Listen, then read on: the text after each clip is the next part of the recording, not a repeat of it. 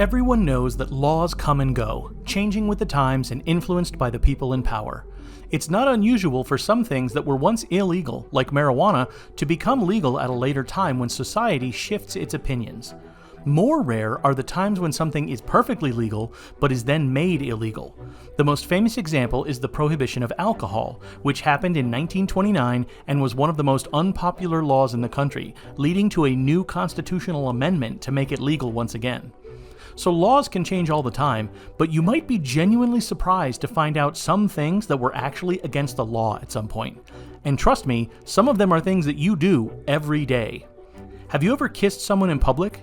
If so, there was a time in American history where you could have been fined or even arrested for that. In the early 1900s, there were several cities across the US that passed laws that banned kissing in public. It was categorized as indecent behavior.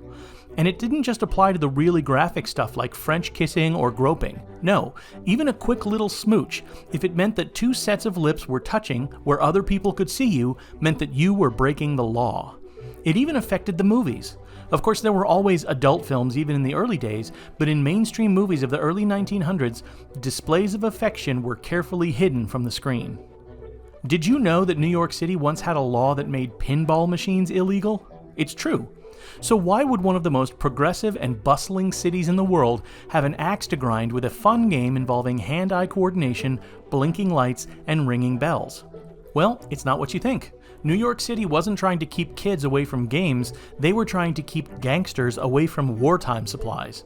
It was the 1940s when the law was passed, a time when many American manufacturing resources were being used to make weapons to fight Germany in World War II overseas. Pinball machines used some of those same supplies, and they were rumored to be produced by Chicago mafia groups who were profiting off of what was seen as a kind of gambling machine. So NYC said NO. The machines were banned for a short time, but they ultimately made a comeback because no one can keep a pinball machine down. If you lived in Oklahoma before 2006, it was illegal for you to get a tattoo in the entire state. Seriously, if you wanted to get some cool ink, you had to drive to another state and have it done there. That's because while the act of getting a tattoo was illegal in the state, having a tattoo was perfectly legal. The law that banned tattooing was created in 1963, and its origin is related mostly to elitism and repression. Before tattoos were banned in the state, many tattoo parlors were located in Skid Row type areas, with most of their patrons military personnel and low-income people on the edge of society. That was part of the reason for banning the parlors, to get rid of the clientele, but the other part was that in order to get tattoos, many people had to remove clothing or reveal parts of the body that were considered taboo to show in public at the time. So it was goodbye tattoo parlors for 43 years. But don't worry, Oklahomans, you can get one now. Now, the movie Footloose isn't actually a documentary, but the premise of a town that banned dancing is based on a real place. The town is Elmore City, Oklahoma, and the city had banned dancing for over 80 years, from 1898 to 1980. The law was rooted in religious beliefs, with locals believing that dancing was what led to drunken behavior and satanic worship. Yes, for real, that's what they thought. And just like the movie Footloose, it was a teen uprising that led to the law being done away with. In this case, it wasn't Kevin Bacon leading the charge, but the local high school teens, who formed a protest because they were unable to have dancing at their prom. The protest worked, an 82-year-old arcane law was removed, and the kids got to dance at their prom. In the 1910s, many US states banned the speaking of a certain language in school classrooms. Can you guess which one? The answer is German. Because of the Great War, which is what they called World War I at the time, the United States was battling alongside Great Britain, Russia, and other countries to defeat Germany. Because of the understandable anti-German sentiment in the States at the time, many cities believed that speaking German would cast too much attention on the language and potentially make kids unpatriotic. Now, how a language would do that on its own, I'm not sure, but that's what happened. The laws didn't last long, and when World War II rolled around, many of the new prejudicial laws were focused against Asian Americans rather than the German ones. Can you guess which American state says it's illegal to ride a camel on the highway? Well, it seems like that should be true everywhere, but there was only one place where it was happening so much that they needed to outlaw it, and that place was Nevada. The law dates all the way back to the 1800s, and it exists because there were a surprising number of camels in the state at the time. Now, camels are not indigenous to Nevada, but in the 1850s they were brought there by the US Army for transportation during an experimental project they were working on in the desert. Because camels do very well in the desert. However, they don't do as well on the highway. It's a law that isn't really enforced anymore because once more efficient vehicles became available, people mostly stopped taking their camels on the road or even owning camels at all. But just in case you have one, be sure to keep him off the streets.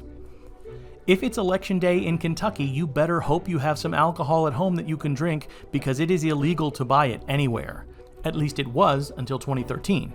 It makes sense that on the day when you have to choose a bad candidate or a worse candidate, you would want to throw back a few beers to drown your sorrows. But the law was passed back during the Prohibition era, and the reason was actually directly related to election tampering. That's right, people would try to buy votes with booze. Basically, if someone voted for the candidate they wanted, they could get some free drinks. This dates back to the time when bars and saloons were often the places where people went in town to vote. And that makes sense back in the 1920s. But why did the law last until 2013? Well, it's an example of a law on the books that no one had the gumption to try changing for many years. And that is how governments end up with all kinds of ridiculous laws that hang around long after their usefulness has disappeared.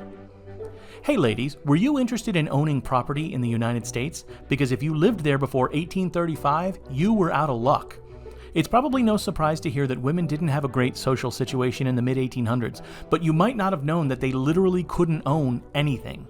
It was part of the archaic system of the time where everything was owned by a woman's father or husband, and if she were widowed with children, her son was likely the owner. That made it much easier for men to find wives because it was tough to be a single woman in the Old West. And since women weren't able to get the right to vote until the 1920s, and then it was another 40 years before they could get their own bank accounts in the 1960s, it only got better for women very recently in the country's history. Ladies, it's never been easy for you in the social history of the United States, but did you know that even your clothes used to be able to get you in legal trouble? In 1963, a California town called Carmel by the Sea made it against the law to wear high heels without a permit. That's right, you needed a government-approved permit to wear heels of more than 2 inches in height. The reason for the law was supposedly for the safety of the wearer. Because the heels make balance harder, the local government of Carmel was worried that the uneven sidewalks of the town, caused by the many tree roots, would have women falling or breaking ankles left and right. The permit was pretty easy to get, and it didn't deter women from wearing them though. And eventually, the law stopped being very strictly enforced. So congrats to all the Carmel residents who now get to freely wear stilettos in the streets. There's no shortage of bizarre, old-fashioned, or just plain confusing laws that have either been changed or still sit on the books unenforced in cities and states all across the US.